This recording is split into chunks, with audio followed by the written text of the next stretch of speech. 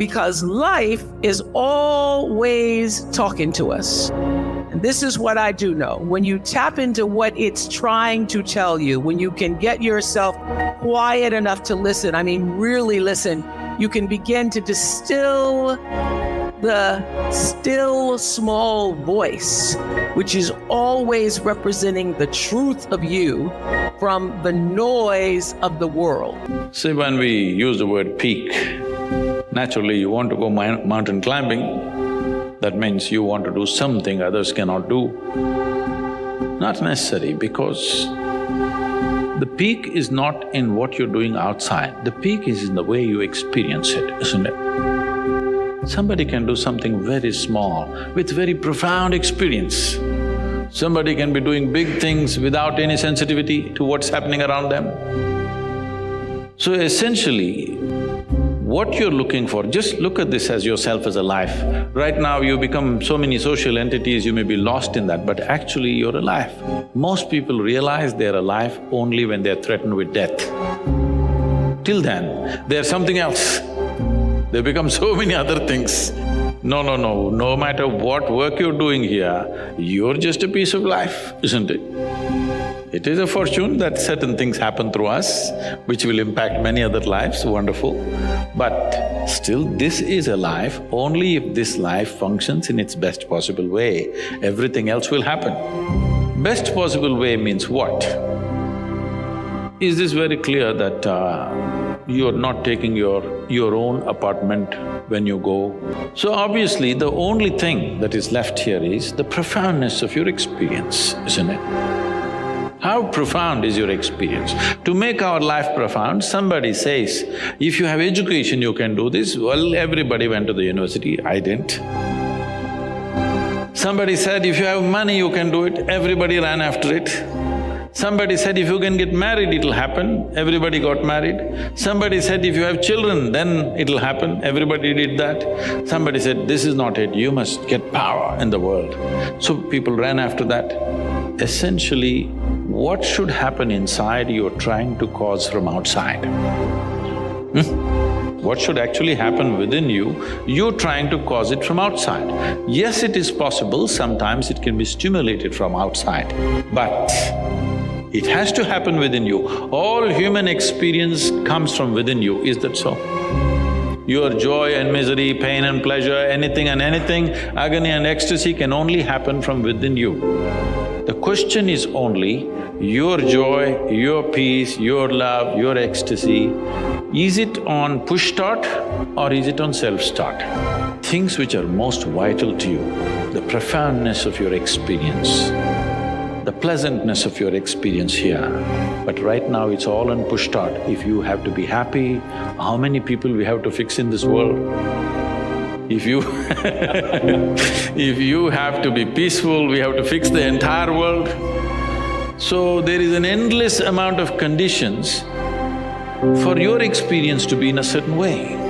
And in pursuit of human well-being, we've turned the world upside down, we've ripped the planet apart, but still we are not the most joyful generation. We are definitely the most comfortable generation ever. Never before another generation of people have enjoyed these kind of conveniences and comforts as you and me are enjoying right now, isn't it so?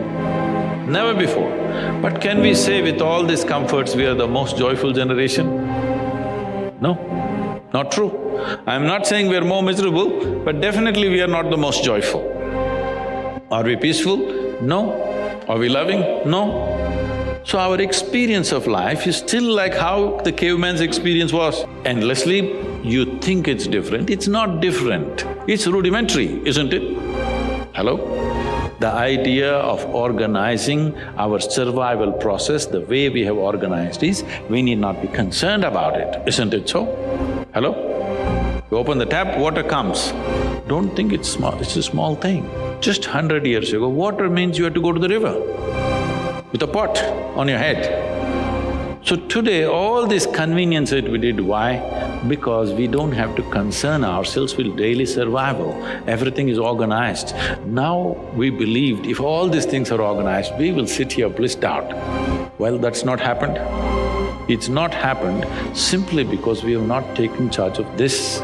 So peak of human life does not mean you climbed Mount Everest. The peak can only happen within you, it will not happen outside of you. So, if the peak and the valley and the very bottom can only happen within you, people can sit in a palace and be depressed, like they're at the pit of their life, isn't it so?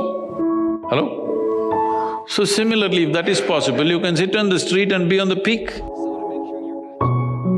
You're paying too much attention to everything around you, not enough attention to this one. But the quality of your life is essentially determined by how you carry this one. So to me, learning is less about learning newer things and more about focusing on refining the things that are crucial and that matter to my sustenance and growth, right? And particularly for myself, those things are, number one is to be completely true to my own self and being authentic. I'm not here in this world to be somebody else. I'm here to be myself. I have a purpose. I have something that I can share with the world. And my deepening of this roots means how true, how genuine, and how authentic can I be to my own self. A. The second aspect of deepening that learning for me is humility. The most important aspect, people who grow in their lives, their hard work is not excellent. Like coming for a podcast, going on a stage with 1 million people standing out there. Big deal, you know. It's like an everyday affair. It's an everyday affair. You sit, you come, you start talking. What's the big deal? To me, that's not a big deal at all. The external work is no work at all to me. The real work is internal. Internal. Because when you are successful, it gets into your head, and when you're not successful, it gets into your heart. Success makes you arrogant and failure makes you depressed. So, to be able to be grounded, to be able to practice humility and knowing that, hey, wait a minute, I think I'm not the one who's doing it. I'm not the one who's doing it. I'm a channel, I'm an instrument. And trust me, a zillion times over, I feel that every single day of my life. I do my bit. I definitely do my bit. But it's not me the one who's doing it, you know. It's like a pencil in the hands of an artist. A pencil may be the best pencil with the best lead, but it's the artist who uses the pencil as an instrument to make a beautiful sketch or write a beautiful poem or make a beautiful plan, you know. So I think that's the second thing for me. You're saying you're the pencil, not the artist. I'm not the artist. I'm not the artist. I'm just trying to be a good pencil. I'm just trying to be a good pencil. I'm trying to make sure that I offer the least resistance to the artist. I'm just trying to be a good medium, a good instrument in a way that things can be brought. Because this, I'll tell you, as limited human beings, only this much we can do to change people's lives. But when we are instruments in the hands of something way beyond us, we are tuning into infinite grace. It's infinite grace that touches life, not my tiny puny endeavors. I know not what the future holds, but I know who holds the future. And I want to tell you, I've been guided by the light of God's grace my entire life. People ask, what's the secret to my success? It's because I lean into His grace. Because life is always talking to us. This is what I do know. When you tap into what it's trying to tell you, when you can get yourself quiet enough to listen, I mean, really listen, you can begin to distill the still small voice, which is always representing the truth of you from the noise of the world. And you can start to recognize when it comes your way. You can learn to make distinctions, to connect, to dig a little deeper. You'll be able to find your own voice within the still small voice. You'll begin to know your own heart and figure out what matters most when you can listen to the still small voice. Every right move I've made has come from listening deeply and following that still small voice, aligning myself with its power, with the source of power, so that when I walk into a room just as cool as you please, and the fellas either stand or fall down on their knees and they say, that's a phenomenal woman. And when I walk into that room, I come as one, but I stand as 10,000. Because everybody that's ever come before me walks into that room with me. My great-great-grandfather, Constantine Winfrey, born an enslaved man and couldn't write or spell his name, but 10 years after the Emancipation Proclamation had learned to read and had picked 10,000 bales of cotton in exchange for 80 acres of land and became the first person in my American lineage to own his own property.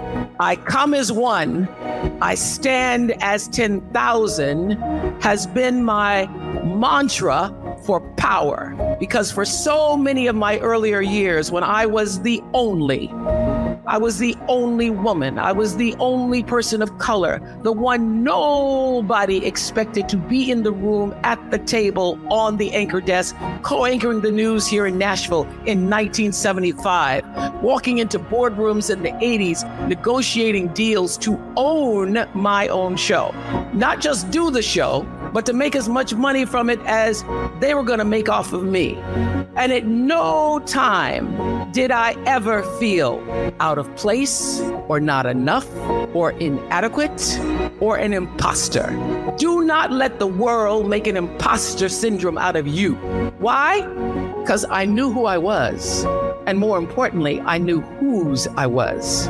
I didn't know the future, but I knew who was in charge of the future. And my job, just as your job is, to align with God's dream for you. And my prayer was always, use me, God. Show me how and who you need me to be. Because this is what I will tell you. God can dream a bigger dream for you than you could ever imagine for yourself. I am living testimony of aligning and living his dream.